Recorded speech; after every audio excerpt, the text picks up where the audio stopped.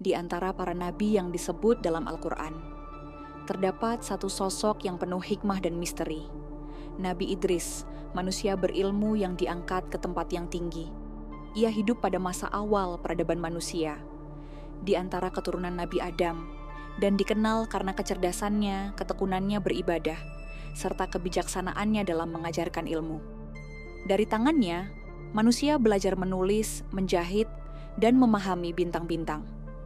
Namun lebih dari itu, Idris mengajarkan bahwa ilmu tanpa iman hanyalah kesia-siaan, dan hanya dengan ketaatan kepada Allah lah manusia akan benar-benar ditinggikan derajatnya. Bagaimana kisahnya? Simak ceritanya di Okti Story. Jangan lupa subscribe, like, dan share.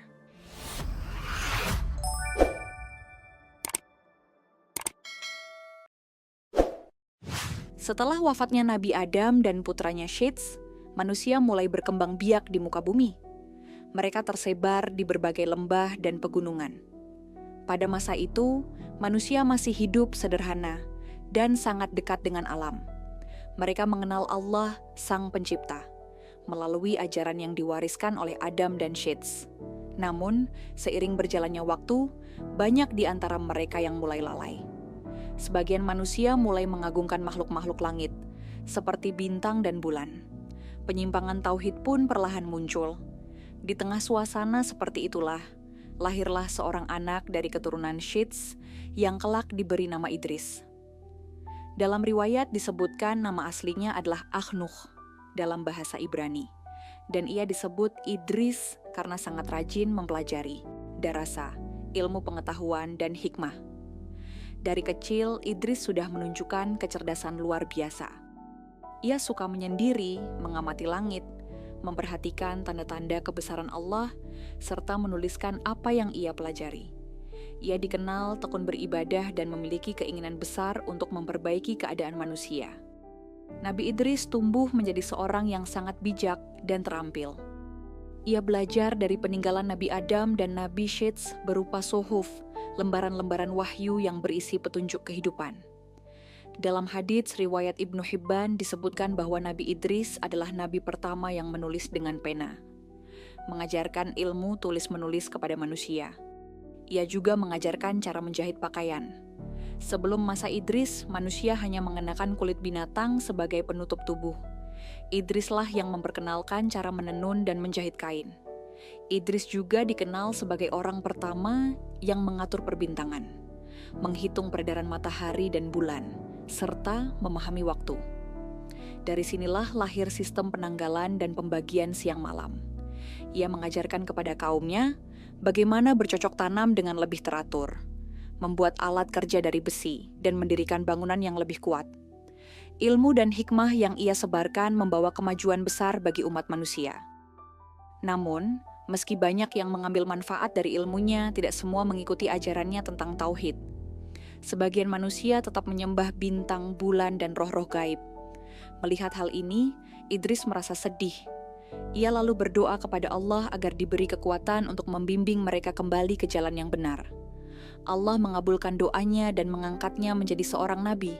Setelah diangkat menjadi nabi, Idris mulai menyeru kaumnya agar hanya menyembah Allah semata. Ia mengingatkan bahwa bintang dan bulan hanyalah ciptaan, bukan Tuhan yang patut disembah.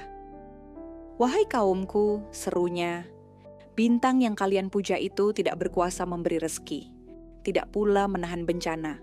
Semua tunduk kepada Allah, Sang Pencipta segala sesuatu."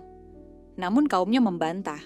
Mereka berkata, "Kami menyembah bintang karena ia bersinar di langit." "Kami melihat kekuatan di balik cahayanya," Idris menjawab dengan lembut. "Cahaya itu pun akan padam bila Allah menghendaki. Janganlah tertipu oleh keindahan, sebab kekuasaan sejati hanyalah milik Allah." Sebagian orang beriman kepadanya, tetapi banyak pula yang menentang. Mereka yang menolak menuduh Idris membawa ajaran baru yang aneh. Idris tidak membalas dengan kemarahan. Ia terus bersabar dan mengajarkan akhlak mulia. Ia berkata kepada para pengikutnya, "Janganlah kalian membalas kejahatan dengan kejahatan. Kebaikan akan melunakkan hati yang keras." Karena kebijaksanaannya, Idris juga dijadikan pemimpin bagi orang-orang saleh di zamannya. Ia membentuk kelompok kecil yang menjaga kemurnian ibadah, menegakkan keadilan, dan hidup disiplin. Mereka saling tolong-menolong dalam kebaikan. Dari sinilah mulai muncul masyarakat yang mengenal aturan moral dan hukum sosial berdasarkan petunjuk wahyu. Allah berfirman dalam surat Maryam ayat 56-57, "Dan ceritakanlah, hai Muhammad, kisah Idris di dalam Al-Quran. Sesungguhnya ia adalah seorang yang sangat benar dan seorang nabi. Dan kami telah mengangkatnya ke martabat yang tinggi."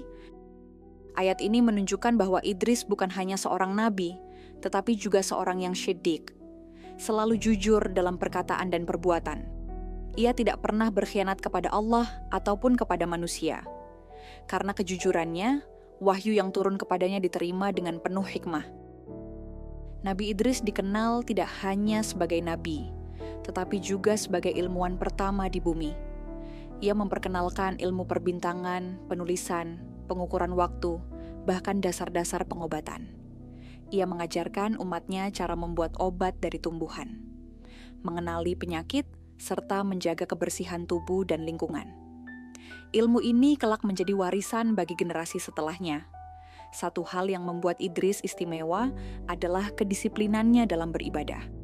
Ia memiliki kebiasaan berpuasa sepanjang hari dan beribadah sepanjang malam. Dalam sebuah riwayat disebutkan, tidak pernah sehari pun berlalu tanpa amal saleh dari dirinya. Ketika malaikat datang untuk mencatat amalnya, selalu ditemukan catatan kebaikan. Allah sangat mencintai Idris.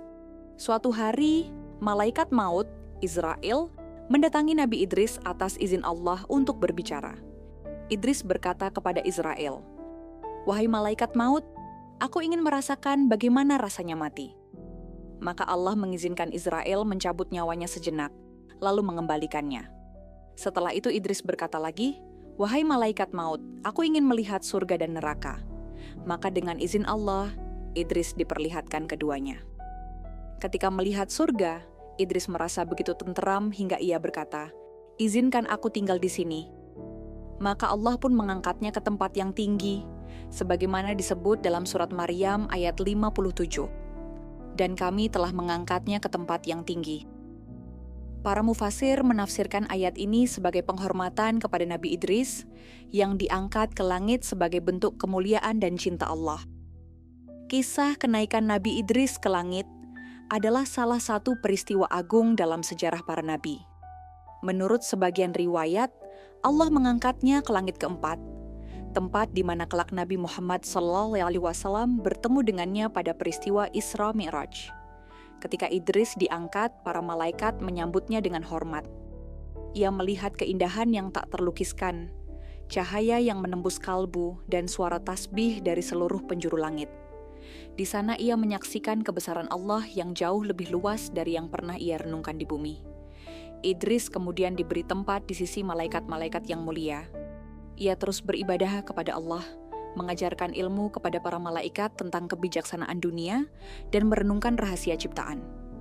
Maka benar adanya firman Allah bahwa ia diangkat ke martabat yang tinggi, bukan hanya secara tempat, tetapi juga secara derajat ruhani. Setelah kepergiannya, kaum Nabi Idris melanjutkan ajarannya untuk beberapa generasi. Mereka hidup dalam tauhid dan keadilan hingga datang masa ketika sebagian manusia kembali menyimpang. Namun ajaran Idris tidak pernah benar-benar hilang. Ilmu yang ia wariskan, menulis, menjahit, membaca tanda-tanda alam, menjadi pondasi bagi peradaban manusia berikutnya. Idris adalah contoh sempurna keseimbangan antara ilmu dan iman. Ia tidak hanya mengajarkan pengetahuan duniawi, tetapi juga menanamkan keyakinan bahwa semua ilmu sejati bersumber dari Allah.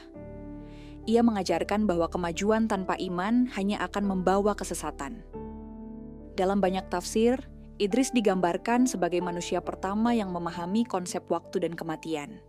Dan dari kesadarannya itu, ia semakin taat kepada Sang Pencipta. Ia tahu hidup di dunia hanya sementara, dan yang kekal hanyalah ridho Allah. Nabi Idris alaihissalam wafat dalam kemuliaan, di tempat yang tinggi, suatu simbol bahwa siapapun yang berilmu dan beriman akan Allah angkat derajatnya. Sebagaimana firman-Nya dalam surat Al-Mujadilah ayat 11. Allah akan meninggikan orang-orang yang beriman di antara kamu dan orang-orang yang diberi ilmu beberapa derajat. Demikianlah kisah Nabi Idris, manusia yang menjadi pelopor ilmu, peradaban, dan ketulusan iman. Ia adalah simbol bahwa kemajuan sejati bukanlah dalam tinggi bangunan atau luas kekuasaan, melainkan dalam tinggi akhlak dan kedekatan kepada Allah.